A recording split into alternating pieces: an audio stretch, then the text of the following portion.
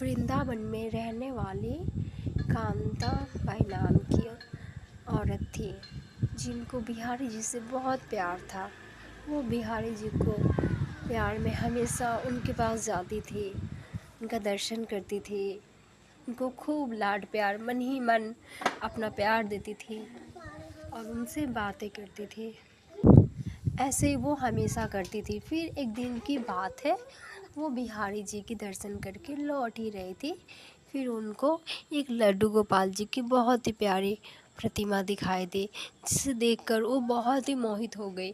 फिर उन्होंने सोचा, वो सोचती हैं क्यों ना मैं इस प्रतिमा को ले लूं, और ऐसा सोचते मन में विचार करते उन्होंने उस प्रतिमा को ले लिया, यानी कि लड्डू गोपाल जी को उन्होंने ले लिया और फिर घर ले गई।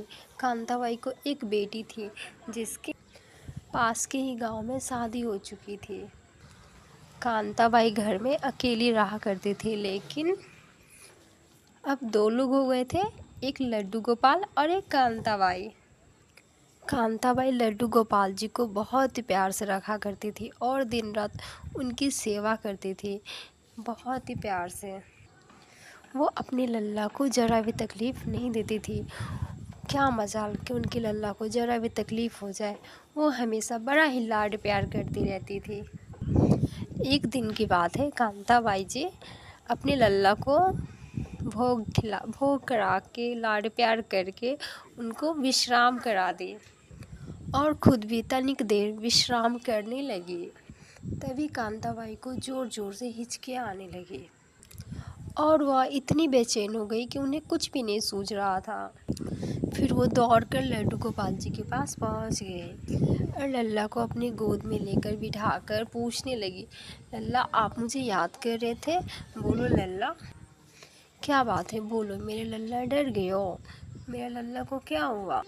माफ़ कर दो लल्ला, गलती हो गई, मैंने तुम्हें अकेले घर में छोड़ दिया, अकेले कमरे में छोड़ दिया। चलो लल्ला, अब साथ में बैठ के राधे राधे बजते हैं। कांताबाई अपने लल्ला से ऐसे ही बातें करने लगी, तभी अचानक पास के गांव से उनकी बेटी आती है और कांताबाई की हिचकी बंद हो जाती है।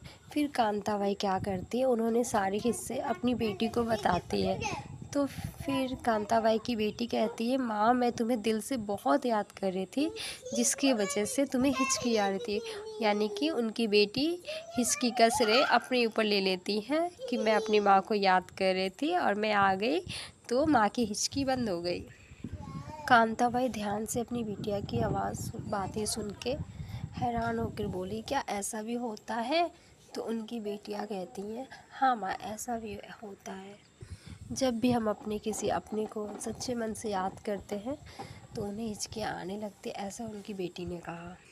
तब कांताबाई ने सोचा, मैं तो अपने लल्ला को हर पल याद करती हूँ, मेरे लल्ला को हिचकियाँ आती होंगी। हाय मेरा छोटा सा लल्ला हिचकियों में कितना बेचैन हो जाता होगा, ऐसा वो सोचती है। और कांताबाई इसी बात को पूरी रात सोचती रही। सुबह होने तक कांताबाई ने फैसला किया, नहीं ऐसा नहीं होगा आपसे, मैं अपनी लल्ला को ज़रा भी परेशान नहीं होने दूंगी। और उसी दिन से कांताबाई ने ठाकुर जी को याद करना छोड़ दिया और उन्होंने अपनी लल्ला को अपनी बिटिया को दे दिया सेवा करने को। लेकिन कांताबाई ने अपने लल्ला को एक दिन भी याद नहीं किया और ऐसा करते करते हफ्ते बीत गए। और जब भी कांताबाई को लगता था कि लल्ला की याद आएगी, तब उसी समय वो फ़ौरन बिहारी जी के दर्शन करने चली जाती थी, लेकिन वो याद नहीं करती। फिर एक दिन जब कांताबाई सो रही थी तो साक्षात ठाकुर जी कांताबाई के सपने में आते हैं और बिहारी जी कांताबाई के पैर पकड़कर मैया ओ मैया, मैया ओ मैया ऐसे पुकारते हुए खुशी के आंसू रोने लगते हैं। कांताबाई तुरंत जग जाती है और उठकर राधे राधे करते करते रोने लगती है। लल्ला मेरे, आप तो उनको भी नहीं मिल पाते जो समाधि लगाकर दिन रात आपकी सेवा करते हैं, आपको ध्यान रखते हैं। फिर मैं पापिन जिसने आपको याद भी करना छोड़ दिया, आप उसे दर्शन देने कैसे आ गए? मैं समझ नहीं पाई। तब बिहारी जी ने मुस्कुरा कर, हे माँ आप बहुत भोली हो, कोई भी मुझे याद करता है तो या तो उसके पीछे कोई वस्तु का स्वार्थ होता है, या कोई साधु मुझे याद करता है तो उसके पीछे भी उसका मुक्ति का कारण होता है। धन पाने या फिर प्रेम पाने का स्वार्थ होता है। लेकिन धन्य हो माँ, तुम ऐसी भक्त हो जिसने ये सोचकर मुझे याद करना छोड़ दिया, कहीं मुझे हिचकियाँ ना आए और मैं बेचैन ना हो, मुझे कोई तकलीफ़ ना पहुँचे। मुझे मेरी इतनी परवाह करने वाली माँ मैंने पहली बार देखा। मैया, तुमने केवल प्रेम किया है। मैया तुम्हारी सभी भक्तों में श्रेष्ठ भक्तों में गिनती होगी, ऐसा वरदान दिया बिहारी जी ने कहा। फिर कांताबाई ने अपने मिट्टी को शरीर को छोड़कर अपने लल्ला में ही लीन हो गई। ठाकुर जी किसी भी चढ़ावे या किसी भी दिखावे के भूखे नहीं है, वो तो उसे प्रेम प्रेम भाव से है।